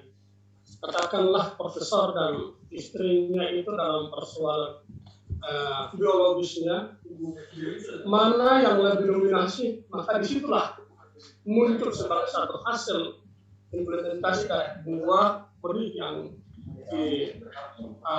terpadukan lewat proses biologis tersebut, sehingga kebenaran yang dimiliki atau diinginkan atau diangan-angankan oleh seorang profesor tadi itu tidak sesuai dengan kenyataan. Maka disitulah filsafat hadir sebagai satu wujud atas petunjuk kebenaran itu, sehingga disitulah filsafat sebagai satu ajang atau satu pengetahuan yang mengacu pada satu titik kebenaran. Saya rasa demikian yang dapat saya sampaikan, Pak Dokter. Terima kasih. Si baik di atas pendapat Bapak yang tadi sudah disampaikan. Silakan, ada lagi? Saya Pak Dokter. Ya, silakan Pak. Silakan. Ya, terima kasih Pak Dokter untuk kesempatannya. Kali ini saya mencoba untuk menjawab kisah cerita yang Pak Dokter sampaikan terkait dengan titipan selembar kertas yang telah yang kita diberikan untuk ingin menjawab, mencari tahu apa sih permasalahan daripada profesor ini. Ya, tentunya titipan yang saya bisa ambil dari cerita singkat yang disampaikan oleh Pak Dokter, kata penyesalan. Tadi sedikit sebelum akhir dari cerita tadi Pak Dokter menyampaikan terkait dengan manfaat daripada kita mempelajari filsafat pendidikan itu sendiri. Jadi filsafat pendidikan itu kan ada dua yang manfaatnya. Yang pertama berpikir konvergen, dan yang kedua kita harus berpikir secara kritis, berpikir kritis. Nah, yang dialami oleh Pak Prof, dia berpikir konvergen saja dulu, sementara dia ingin mencapai tujuannya untuk menghasilkan, mewarisi anaknya tadi, mewarisi keilmuan dia. Tujuannya dia tanpa berpikir yang kritis, gitu. Sehingga penyesalan itu dia muncul. Seharusnya dia berpikir, bagaimana harus dia berpikir bahwa keilmuan yang dia miliki belum tentu akan sama dengan keilmuan yang dimiliki orang lain. Karena dia atas dasar dorongan dari temannya harus mewarisi warisan kepintarannya itu, lalu harus segera menikah. Seharusnya dia berpikir kritis dulu untuk mencari solusi terkait dengan generasi selanjutnya dia. Dia hanya berpikir sebatas hanya keinginan dari orang lain tanpa berpikir nilai kritis, sehingga keilmuan filsafatnya tidak hadir dalam dirinya, sehingga kata penyesalan terakhir tetap dia akan tuliskan saya menyesal dengan saya menyesal. Begitulah mungkin begitu, karena kita juga sendiri tidak tahu apa yang dia tuliskan, tapi yang jelas bahwa dia menyesal sekali. Itu penyesalan itu biasanya hadir pada saat kita melakukan sesuatu yang salah, sehingga lahirlah penyesalan, kata penyesalan. Mungkin itu Pak Dokter saya. Oke, Pak Din, terima kasih. Sudah mulai bermunculan titik-titik kebenaran yang sudah disampaikan dari Bapak Ibu tadi. Sudah ada, tapi saya masih minta kesediaan dari Bapak Ibu untuk mengkaji lagi.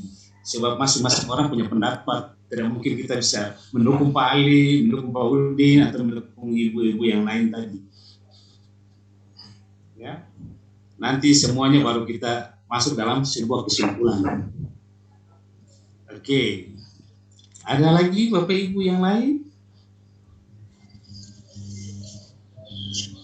Oke, kalau belum ada Bapak Ibu, saya menceritakan satu lagi, Bapak Ibu dengar-dengar supaya Bapak Ibu bisa kaji ya.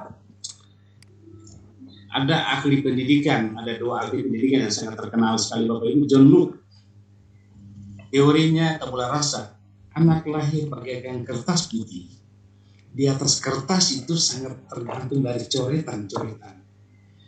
Kalau pembinaan itu baik dalam keluarga, pembinaan itu diwariskan juga sampai di sekolah dengan baik, anak belajar yang menyenangkan, anak semangat dalam belajar, pasti akan menghasilkan sesuatu yang baik.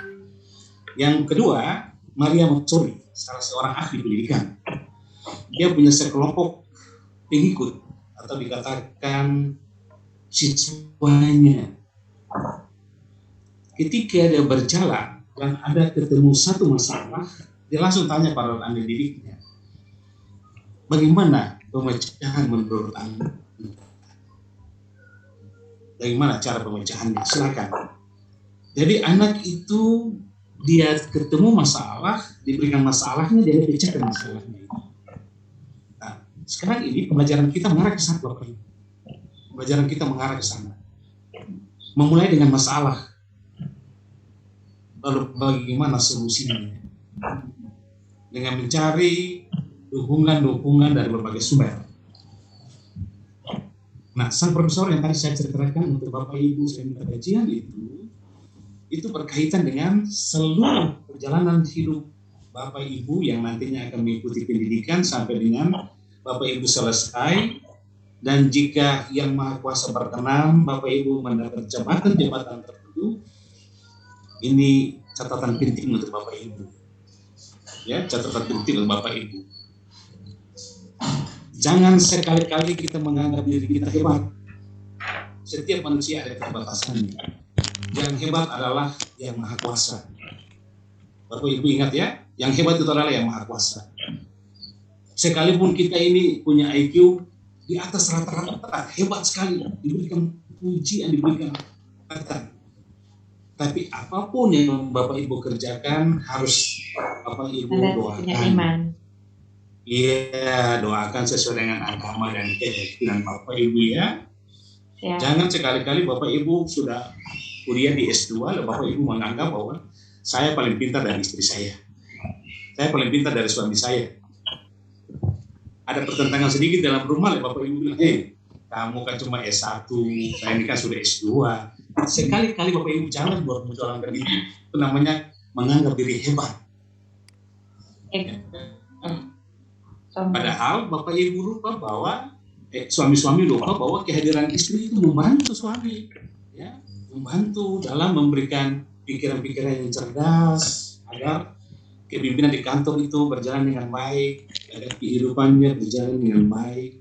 Jadi kita ini saling melengkapi, ya Bapak Ibu ya.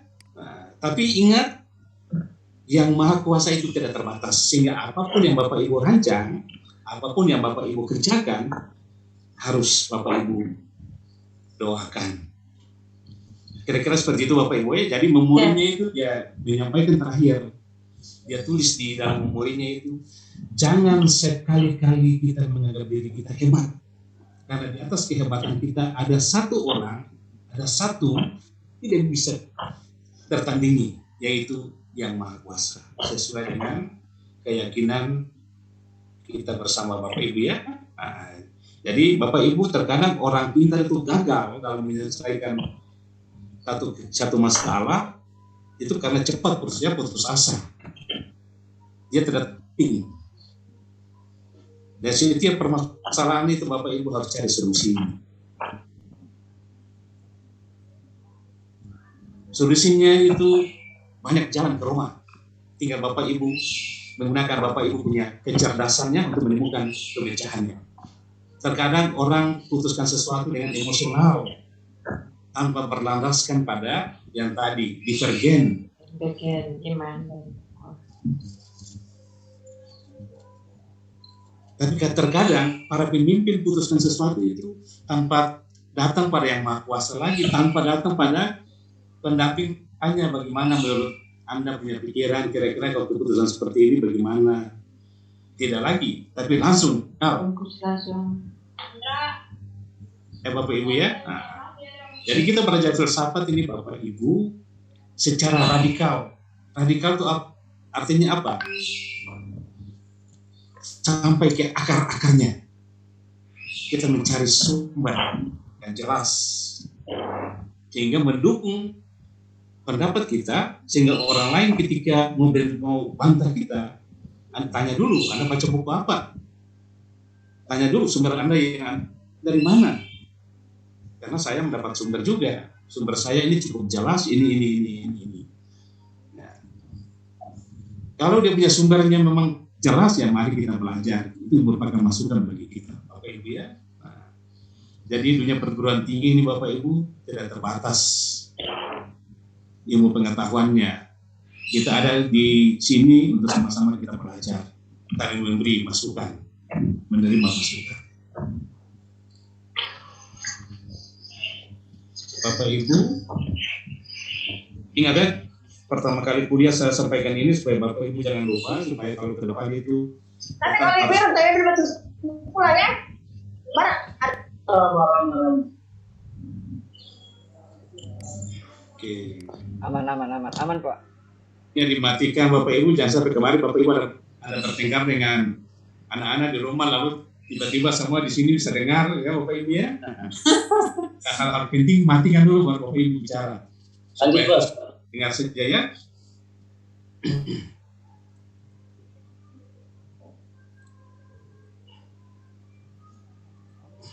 Oke, baik Bapak Ibu. Yang ketiga, mengembangkan karakter atau kepribadian. Filsafat bersentuhan dengan nilai. Maka dengan pisau analisis filsafat, setiap individu pada akhirnya sampai pada suatu keputusan tentang bagaimana seharusnya mengambil sikap. Jadi berdasarkan data-data autentik yang Bapak Ibu, yang ada pada Bapak Ibu, baru kita mengambil sikap. Jangan kita mengambil sikap tanpa kita mengetahui sebuah kebenaran. Kadang-kadang apa yang kita putuskan itu tidak sebanding dengan apa yang kita harapkan. Karena apa? Karena masih ada sumber lain yang mungkin bisa memberikan masukan bagi kita, tapi tanpa kita cari lagi sebuah pembenaran, kita sudah mengambil sikap. Nanti kalau Bapak Ibu katakan, bagaimana kalau saya sudah datang pada Yang Maha Kuasa, saya sudah sampaikan, ya saya ambil sikap saja, sabar dulu Bapak Ibu. Karena Yang Maha Kuasa juga akan memberikan waktu dan kesempatan untuk kita bisa dapatkan sesuatu yang terbaik. Sehingga perlu sebuah kajian yang dalam, agar apa yang Bapak Ibu putuskan itu adalah yang terbaik. Tidak semata-mata apa yang Bapak Ibu putuskan itu ikut kita punya emosional, ya Bapak Ibu ya. Yang keempat, mengembangkan sikap solidaritas atau belas rasa dengan kaum marginal, yakni mereka yang miskin, lemah, dan tertindas. Filsafat membuka kesadaran kritis dan tanggung jawab sosial individu untuk memperjuangkan tegaknya kebenaran dan keadilan. Bapak Ibu berbicara menyangkut filsafat ini memang kita harus mencari sampai ke akarnya. Terkadang Bapak Ibu, apa yang kita dapatkan itu ya mungkin jauh dari harapan, karena data-data memungkinkan banyak. Kalau kita lihat di luar sana Bapak Ibu, pemerataan pendidikan belum sejalan dengan apa yang diharapkan. Banyak guru-guru tertampung di kota, sementara di desa-desa masih jauh dari harapan. Kurikulum kita relevansi dengan dunia kerja. Ini juga perlu nanti Bapak Ibu lihat lagi. Ya oke, apa yang disarankan pemerintah ya kita laksanakan, tapi ada hal-hal yang perlu kita benahi, kita harus benahi.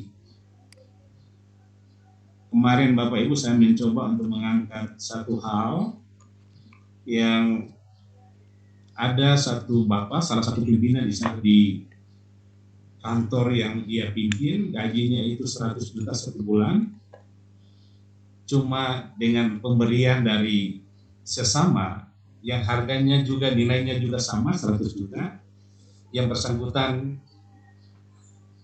tangkap tangan oleh KPK dan pada akhirnya sidang dan beliau masuk bui, kemudian harta bendanya dikembalikan ke negara. Pertanyaannya, apakah beliau tidak berpikir kritis, tidak berpikir sistematis, sehingga kondisi itu bisa menjebak beliau? Padahal gaji 1 bulan saja bisa menutupi apa yang mereka kasih. Ternyata beliau terjebak, Bapak Ibu. Pada pikiran kritis itu tidak perlu. Jangan sampai kita terjebak. Nah, hal-hal seperti ini Bapak Ibu kaji secara baik dalam pengambilan sebuah keputusan yang tepat. Harus kita belajar, karena pengalaman adalah guru yang baik. Dengan belajar ilmu kita mengkaji sebuah kebenaran yang baik. Bapak Ibu belajar di perguruan tinggi untuk menambah pengetahuan Bapak Ibu. Sehingga sikap Bapak Ibu untuk pengambilan sebuah keputusan itu bukan semata-mata berdasarkan emosional, tapi Bapak Ibu kaji dari berbagai sumber supaya informasi itu jelas. Jangan sampai kita putuskan sesuatu tanpa dilendasi dengan sumber-sumber yang jelas, mengakibatkan penyesalan itu jatuh di belakang.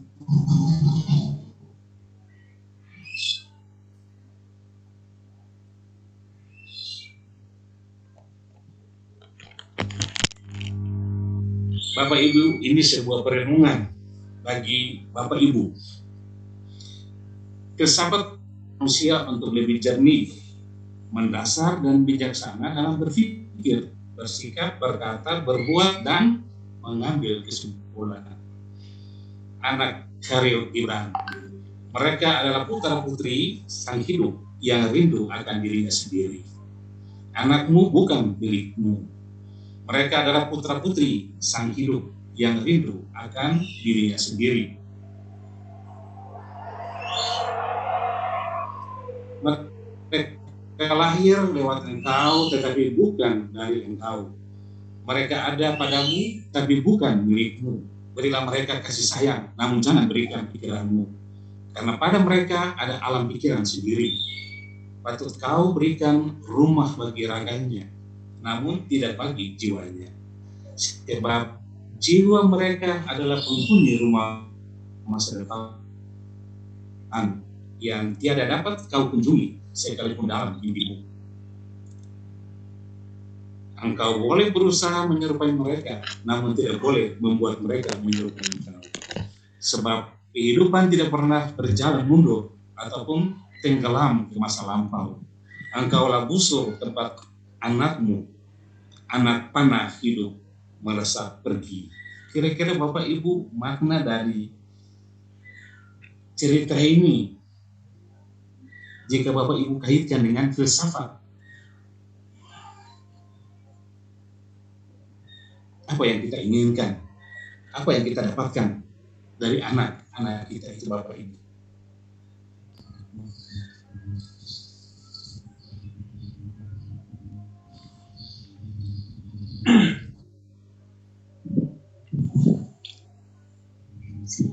Ya, itu sejengkal kata yang dapat disampaikan ke Bapak Ibu untuk menggaji perjalanan hidup masa depan anak-anak ini, anak-anak kita ini Bapak Ibu. Ya. Ada yang mengatakan bahwa kalau Bapak Ibu ingin supaya anak Bapak Ibu menjadi orang yang cerdas, sejak dini sudah harus usahakan. Ya, malah di Jepang itu sejak dalam kandungan ayah dan punya perencanaan yang matang. Cuma Bapak Ibu ada hal yang salah dari sisi pembinaan. Bapak Ibu mohon maaf, kalau kita belajar filsafat, kita lihat tentang perkembangan kehidupan kita sekarang ini, Bapak Ibu, manusia itu adalah yang sempurna dari hasil ciptaan. Tapi terkadang Bapak Ibu ketika dilahirkan ada yang dimasukkan di tas garsek lalu taruh di kulkas, di freezer. Kemudian ada yang melahirkan buang di tempat sampah. Ada yang melahirkan buang di kali.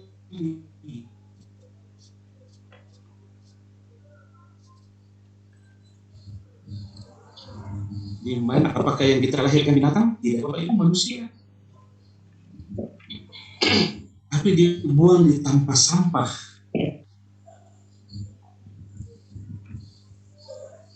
Nah, ini Bapak Ibu kita mencermin dari pengalaman-pengalaman yang ada seputar kita, sehingga bagi Bapak Ibu yang sudah belajar lebih lanjut, mari mengkaji. Kemudian Bapak Ibu ke depan ini yang benar kita upayakan supaya generasi kita ke depan ini generasi ya belajar filsafat dan mengetahui banyak dan melakukan hal-hal yang benar. Tidak salah lagi dalam kita melangkah. Oke, Bapak Ibu, ada Bapak Ibu yang mau tanya? Silakan, saya kasih kesempatan untuk kita diskusi sebentar. Ya, Prof. Atau Prof. Mohon maaf Pak Dokter, izin masuk. Silakan Pak. Ya, terima kasih Pak. Mungkin saya tidak bertanya, sedikit memberikan komentar terkait dengan apa yang sudah diceritakan oleh Pak Prof. Kemudian materi yang disampaikan hari ini memang biasanya agak ribut Pak. Ribut dalam artian bahwa suasananya memang agak ramai. Memang kami dibawa dalam suasana yang memang apa ya, semuanya terhanyut dengan cerita Pak Dokter. Jadi saya rasa ada pesan moral yang sangat luar biasa yang kami semua dapatkan pada sore hari ini, yang bisa saya tangkap di sini.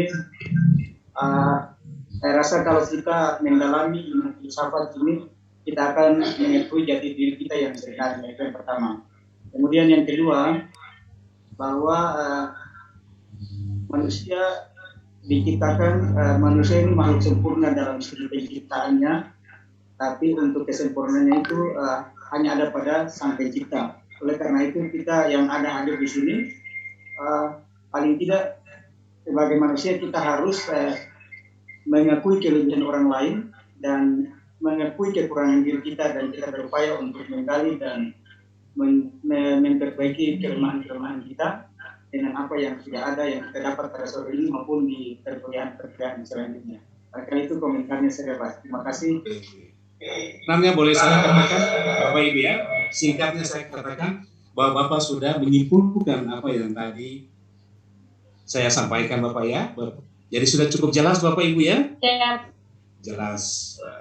Oke Bapak Ibu, karena waktulah yang membatasi kita, perkuliahan ini saya batasi sampai dengan jam 5:05. Ketum tidak mau berlama-lama lagi, tapi waktu membatasi kita Bapak Ibu ya, karena 2 SKS. Dengan demikian nanti baru kita akan lanjutkan di hari Rabu. Jamnya sore. Jamnya nanti baru saya sampaikan ya Bapak Ibu ya. Jadi Bapak Ibu yang kelas kerjasama ini nanti saya sampaikan jamnya. Kemudian minggu depan itu kedua sudah persiapkan diri untuk nantinya kita diskusi. Nanti ada hal-hal yang memang perlu saya sampaikan untuk Bapak Ibu. Filsafat. Ya, apa yang Bapak Ibu tampilkan itu adalah bagian yang sangat penting untuk merupakan masukan bagi Bapak Ibu dalam mata kuliah filsafat. Oke Bapak Ibu, saya kira demikian pertemuan kita sampai di sini. Wassalamualaikum warahmatullahi wabarakatuh. Oke Bapak Ibu, jaga kesehatan baik. Ya Pak. Sehat selalu Pak. Baik Pak, sehat selalu Pak. Saya mundur Bapak dari ini. Saya keluar. Terima kasih Bapak Ibu. Salam. Makasih.